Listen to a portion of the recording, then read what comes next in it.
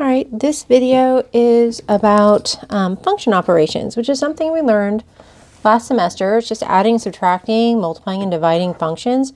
But this time we're going to include some notation. And so at the top of your notes, go ahead and write that we're doing 5.5 function operations. This is the text pages starts on 270, and the exercises start on page 273. Okay, so let's say we have two functions. We have f of x equals 5x, and we have g of x, which equals x plus 2. Okay, let's say we want to add these functions together. So we say, oh, well, let's add f of x plus g of x. Well, we have a kind of shorthand notation for that.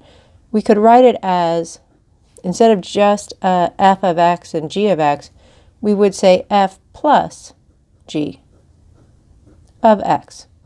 And that's just going to basically be 5x, f of x, make those substitutions, the actual x expressions with x, and x plus 2.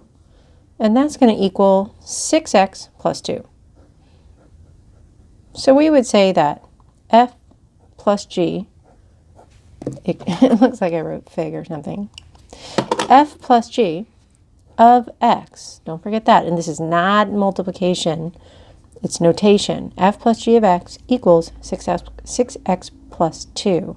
And so you really need to understand that this notation is not multiplication. So we're adding parentheses around the functions themselves. So it's context. You have to understand that in the context of doing function operations, we're not using the distributive property here. So make a note, no distributive property. Okay, don't use that. That's not what this is. This is function notation. Okay, so that's f of x plus g of x. Well, guess what? We can also subtract them. We can do f minus g of x, which is f of x minus g of x, which is x, or 5x, minus, parentheses please, x plus 2, because we need to subtract the x and we need to subtract the 2. So we're subtracting the entire function. So we're going to have 5x minus x minus 2. And that's going to give us 4x minus 2. We can also multiply and divide.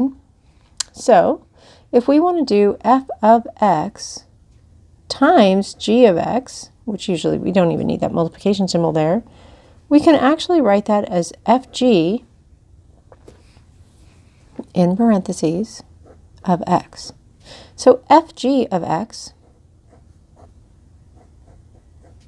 is going to be f of x times g of x, which is going to be 5x times x plus 2. So now we're using the distributive property because we're really just talking about these expressions here. We're not talking about the function notation itself. So this we are using distributive property. That's the actual mathematical operation. 5x times x is 5x squared. 5x times 2 is 10x. So we would say that fg of x, and fg is f times g of x, is 5x squared plus 10x. All right, well, guess what? We can also do division here. So if we want to say f of x divided by g of x, that's going to be f over g of x. That's our function notation. So that's going to look like 5x over x plus 2 equals f over g of x, or f of x divided by g, f divided by g of x. All right. So there's nothing to simplify there either. All right, so we do need to really think about the fact that we've got a variable here in the denominator. And so we know that the denominator may not equal 0. That means x plus 2 may not equal 0. That means x may not equal negative 2.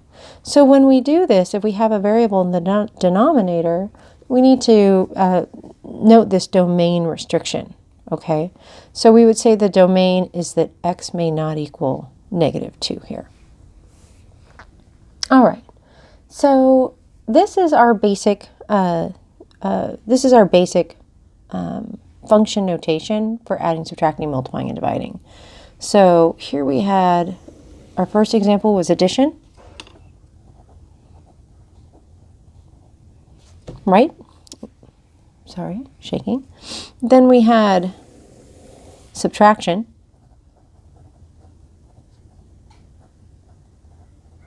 Then we had multiplication. Just a little space here.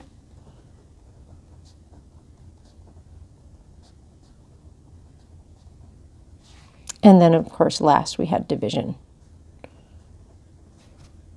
And we remember that with division, we want to pay attention to this situation here, that sometimes we may need to do a domain restriction here.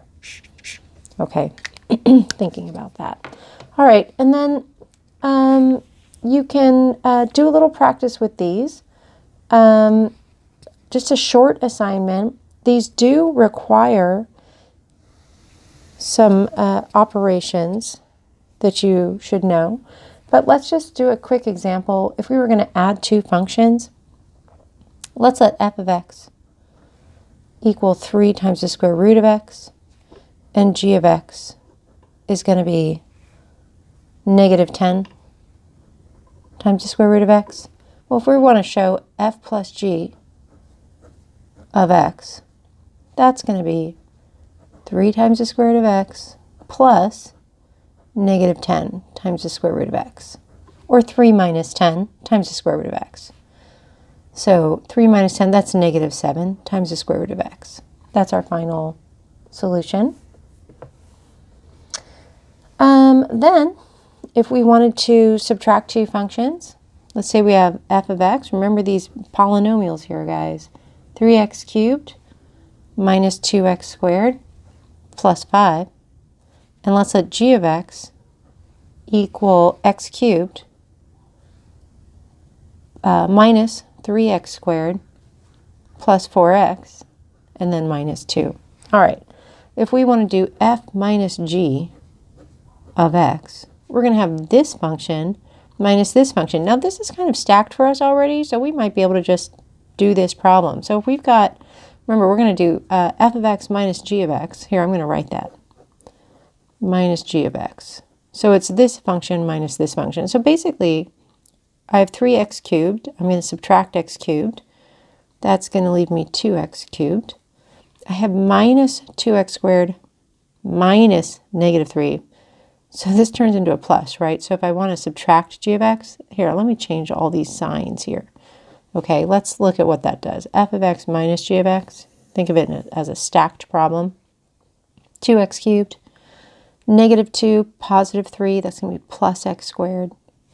I have a minus 4x here, but I don't have any x's in f of x, so I'm just going to carry that through, minus 4x. And then I have this plus 5 and plus 2 for plus 7. So that's one way to do that problem. You can also see this written out horizontally on page 271 of the text. Okay, and then let's say we want to practice a little multiplication. Let's let f of x equal x squared, and let's let g of x equal the square root of x, and we want to find fg of x. So that's going to be x squared times the square root of x. All right, so we're going to combine like bases here. And then I'm going to rewrite this square root as an exponent. So I'm going to have x squared times x to the 1/2. When you multiply like bases, you add exponents. So that's going to be x to the 2.5, right? Or 5 halves. And that we can just leave it like that. So FG, hold on. Just writing that final result there. FG of x, or f times g of x, is x to the 5 halves. All right.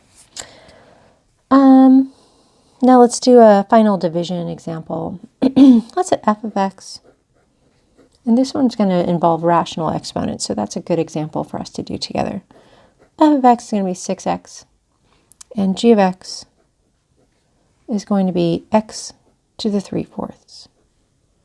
Okay, so f divided by g of x equals 6x divided by x to the 3/4. When we divide like bases, we subtract exponents. Remember, this is to the first power. So this is going to be 6 times x to the 1 minus 3/4, which is 6 times x to the 1/4 power. All right, and so we would say f over g, or f divided by g of x, equals 6 times x to the 1/4. Notice there's no denominator issue here. Our denominator seems to have disappeared. But I will say that because when we set up the problem, we did have a variable in the denominator, we still want to say x can't equal 0 because it can't really equal 0 at the setup, at the start, or at the finish. So we will still have this domain restriction where x may not equal 0. Okay. All right. The other piece in here is that you might have to then evaluate this at a certain value. So let's see what that might look like. Let's say we want to evaluate f plus g for when x equals 4. That means we can do it one of two ways. We can either put 4 into f of x. We can figure out f at 4 and g at 4 and then add them. Or we can put 4 into our new function. So we're going to have negative 7 times the square root of 4. And then we're going to just take our principal root, negative 7 times 2, and that's going to equal negative 14. So we would say that f plus g at 4 equals negative 14. Okay, so we can evaluate it at a point as well. Now, if we had done this here, if we had solved for f at 4, think about it. F at 4 is going to be 3 times the square root of 4, which is 2, or 6. And g at 4 is going to be negative 10 times the square root of 4, which is 2, negative 20. And look, those work too. So this plus this would also generate that negative 14. So that's something to be aware of. There's more than one way to approach that problem. We can also evaluate x at a particular value here, or here, or here, okay? So you can do that in any of those functions. That's the end of the video. Enjoy your homework.